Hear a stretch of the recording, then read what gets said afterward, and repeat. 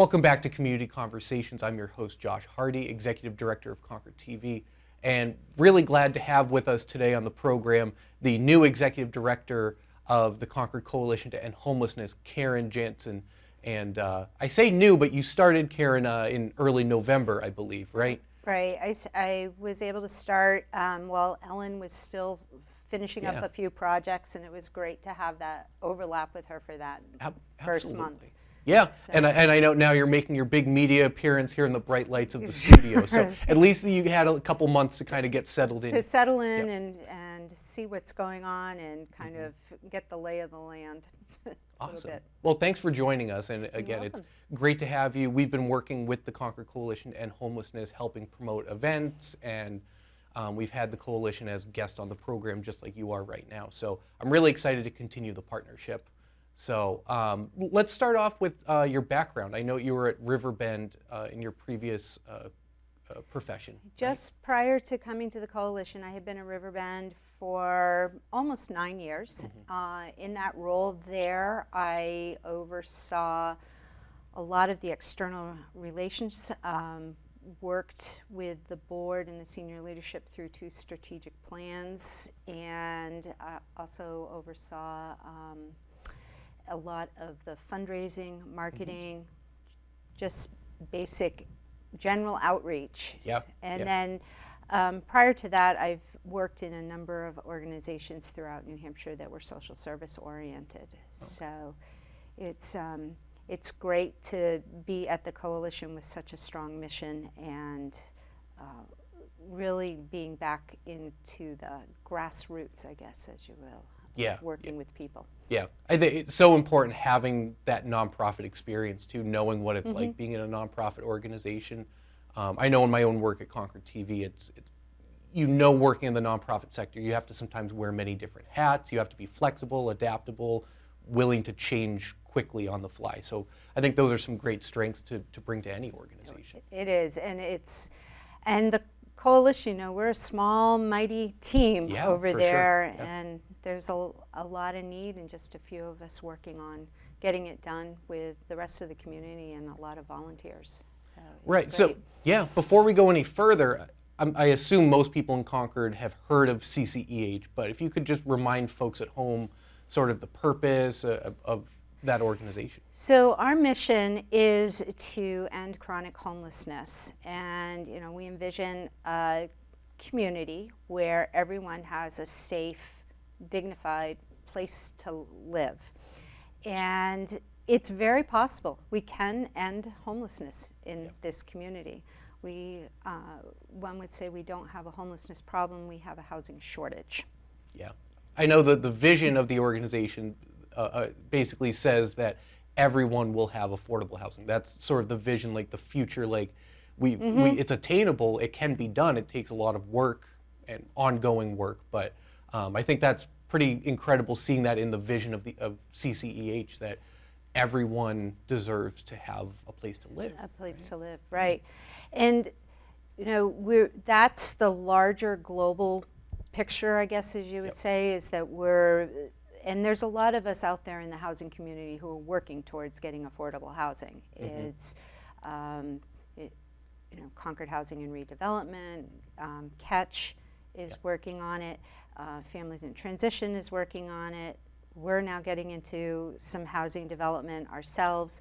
So it's affordable housing, it's in the news right now. It's it's all over the place. We need affordable housing. Where we come in is also going into the chronic homeless population. Right. And that makes it just that much harder to try and find good, dignified housing for the individuals who are chronically homeless. And that's defined by people who have been homeless for over a year or have been in and out of being housed 3 times within a year, but also that they have a disability, which can be defined as a mental health issue, a chronic health issue, or a substance use disorder. So. Yeah, and an organization like CCEH or some other nonprofits that serve this population, these are people who otherwise there may not be services. It's sort of filling, people who might slip between the cracks, I guess, if that's, unless that's a cliched statement, but people who otherwise may not have services to resources to help them kind of get out of the situation that they're in. Correct. Permanent supportive housing is the direction that we are personally going in. And that's not only do you get somebody housed, but then you provide the wraparound services to keep them stably housed. Right. That's an important, the second part you mentioned there is not just getting into affordable housing, but then support for them to keep that, to be able to maintain their living standards. Exactly. Yep. To maintain those living standards and to develop a self of identity. Yeah, And absolutely. Yep. feeling and becoming part of the community. And it's absolutely amazing to watch people who we've been able to house, and then now a year later they're still stably housed. Right. And how their whole demeanor, outlook, their feeling of self-worth Yeah, absolutely. has just changed, and it's great. It's a good feeling to see that. So it must be a strong community that's been built between the staff that help provide these resources, and to know that your staff, you said small but mighty team, I know people like Connor and other people on your staff who Right. Are building connections, right? Building a community and being supportive, right? What goes into that? So I like to say that we offer a continuum of services, and it starts with outreach. And Connor Spurn is our outreach specialist, and so she has been doing this work, and it's finding people who are unhoused where they are and going and building a trusting relationship with them. Yep. And so that could be in an encampment, it could be that they're in a hotel, they could be kind of couch surfing. You find out where people are, and a friend of a friend or a friend, but building that trust and getting them to come into the resource center. And then once we get them, people start coming to the resource center, and we can further engage with them. We can work towards going through all the processes that they need in order to get a housing voucher, and then to help them find permanent, affordable housing. Yeah. So that outreach is so important. And then you mentioned getting them to come to the resource center. Can you tell our audience more about that space and what it provides? So the resource center is open Monday through Friday, 9 to 11:30 a.m. And in that morning time, it's a drop-in center. People can come and get their mail. They can take a shower. They can do their laundry. We work and help them get connected with maybe other resources that they need in the community. Yep. And so it's a place for them to kind of come and get light case management services. And then as people become more and more engaged with us, and they really are working on that road to becoming housed, then we'll have case management services in the afternoon, where they're really working on filling out housing applications, making the phone calls to the landlords. Do they have all their paperwork in place? It seems really simple, but it's not. Yeah, of course. Yeah. Especially if you don't have a permanent home to be in, and you're trying to do this on the fly. So we kind of offer that refuge place. And stability. Exactly. Yeah. And the same friendly faces over and over. And then in these months, what is happening in these winter months, we on the really cold, super cold, frigid days, or the really inclement weather days, then we will open up in the afternoon, so people have a safe, dry, warm place to be. Right. Well, that leads into sort of my next question. I was curious about, we're lucky it's been a mild winter so far. We're recording this the last day of January, but we know there's a cold stretch coming up here in early February and likely the rest of winter. What are options for folks who are experiencing homelessness and don't have a place to go during these cold nights? During the cold night, so we operate an emergency winter shelter, and that is people can come and check in at 6:30 p.m. and then everybody needs to leave at 7 a.m. in the morning. We have 50 beds there. We're close to capacity, but not quite there. I'm sure with these frigid nights we will hit capacity. And we work really closely with the Friendly Kitchen on making sure that it's on these cold days that there's a place for people to be. So the Friendly Kitchen offers breakfast, lunch, and dinner on Monday through Friday, and our resource center hours are kind of in between their breakfast and lunch, and then on the inclement days it's kind of between lunch and dinner. And then the winter shelter opens pretty much after dinner's over. So people, if they so desire, we can keep them warm and dry. Right. So remind me where the emergency shelter is, where that's located. It's at First Church this year, right on Washington Street. Okay, great. So all three of those between the Resource Center, Friendly Kitchen, they're all kind of roughly, at least within walking distance. They're all in walking distance. Yeah. And that's Very important close too, by. because there are certainly parts of Concord that are not as easily walkable if you have to get from one side of Concord to the other. So having those at least in the same neighborhood, I would say, is helpful. It's helpful, and because the majority of people don't have cars. Right. Yeah. Right. Having a car, even a used one, that's a big expense, and keeping it up. And where do I keep it? Where do I? That just bring up more problems, right? Or more questions about how you're gonna. It's hard, and you know we don't want people living in their cars either. That's not safe shelter. Yeah, I know. There was I don't know the whole backstory, but there was a car, I believe, right behind the State House last year that caught fire because someone was using an appliance, like an electrical appliance, and it caught fire in the car. Complete accident, but if you try living out of your car, things can happen like Things that, right? it can happen. Correct. Those are the individuals that we'd rather please come to the Resource Center, utilize the services that we have, utilize the supports that we have in place, and let's get you into housing, real housing. Yeah, absolutely. So just a reminder for folks, we're with Karen Jantzen from the Concord Coalition to End Homelessness. Your website, concordhomeless.org, that's where we're trying to drive people for information about volunteering, about donating supplies. I know there was a section on the website about that. Fundraising. What are some other ways people can get involved? Or maybe those things that I mentioned, volunteerism. Things like that. Volunteering is, we can always use volunteers. We Yeah. always have lots of projects. We can always use them in the winter shelter. We can always use them down in the Resource Center, special projects, helping with events. Donations, what we are really looking for, as you mentioned, are listed on the website. Other ways to get involved are advocacy.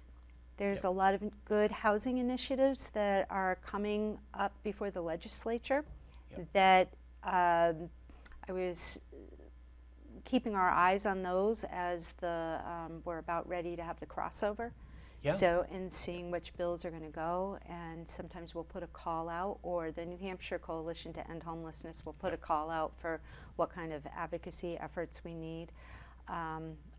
Always looking for potential landlords. There's an incentive program coming to town to help landlords, incentivize them, I guess, monetarily to take I don't want to say a risk, but to give our clients a chance. For affordable housing, For to make affordable their housing. rental properties affordable. There's that, and a lot of so for example, right now we have 30 clients that have housing vouchers. Yeah. So that with these vouchers, they're only having to pay 30% of their income. Yeah. And these 30 individuals have had those housing vouchers since before I started at CCEH. We don't have a place an apartment that we can fit them into. So if landlords were willing to help us and step up and say, hey, I've got a unit, that I'd be more than happy to give one of your clients a chance. Right, because those vouchers aren't any good if you're not able to get into a unit. So it's a big wait list, is what you're saying, that to get into housing. Yeah. What little housing there is, and then there's a wait list on top of it. So right, just in general, I mean, housing is a whole nother avenue to go down, with the vacancy rate being 0.3% in our county and things like that. So at every level there isn't enough housing. But I know that there are some projects, the South State Street, you had mentioned before we recorded about Pleasant Street. Could you remind us about what that project was? So both of those properties are these wonderful old homes that we are going in and we're going to convert them into just take 4 apartments or 6 apartments. Both properties will have 8 apartments, single unit apartments in them. They are project-based vouchers, meaning that they will always be, those apartments will always be set aside for somebody who's exiting homelessness. So I consider that a gift to the city, that we're giving them 16 apartments specifically for people exiting homelessness. The Pleasant Street project will be coming online probably, we're in the middle of starting construction now, so that'll come online probably October. That we'll be able to start moving people in, so that's 8 people that we can move into those. The 6 South State Street project, we're just at the beginning of that one. And working on the funding for it, and but we're purchasing it from South Church, and it is, what's wonderful about that property is that's where the original resource center was when this whole project started. Oh, good. Yeah, so kind of a full circle moment. A full circle, yeah, exactly. That's great. And so when people in Concord, everyone knows homelessness, that this is an ongoing problem, and people going through this. CCEH, you just gave a great example. You're finding solutions. You're working with the community in many different facets to find a solution, right? Having 8 units in October, that doesn't solve the problem for everyone, but that's 8 people, right? You said doing it in a way a favor for the city, but it's solving a part of the problem, right? It's solving a part of the problem. It's permanent supportive housing, so those individuals will have those wraparound services, and then it's also increasing the housing inventory because we're adding in units. So it's kind of coming at it from multi angles. Yeah, that's awesome. And I know folks can take a look at what the City of Concord has been working on for working with developers to add more housing just in general. Even if it's market rate, that does help in general with just housing supply and apartment supply. But again, that's a whole nother topic, Karen, that we could have you back to talk about housing, or bring Ketch in to talk with Tom about that. But I really appreciate, Karen, you coming in. It's great to meet you. It's great to introduce you to community members who haven't met you yet, although I know you've been out there quite a bit. Is there anything else that you want folks to know about the coalition, or anything that we didn't talk about during this program? I think the most important thing is for everybody to remain hopeful and know that we can solve this, and it's not insurmountable. It may feel that way, but it's not, and we can all do this if we're working together as a community and coming together and realizing it's going to take all of us to make it happen. Yeah, absolutely, and we're going to all work together. Concord TV is here to help kind of with marketing, communications about how things are happening, so we're with you guys every step of the way, and anything we can do to help, just let us know. And I'd like to thank everyone for tuning into this episode of Community Conversations. I've been your host, Josh Hardy, and we hope to see you again next time. Thanks for watching.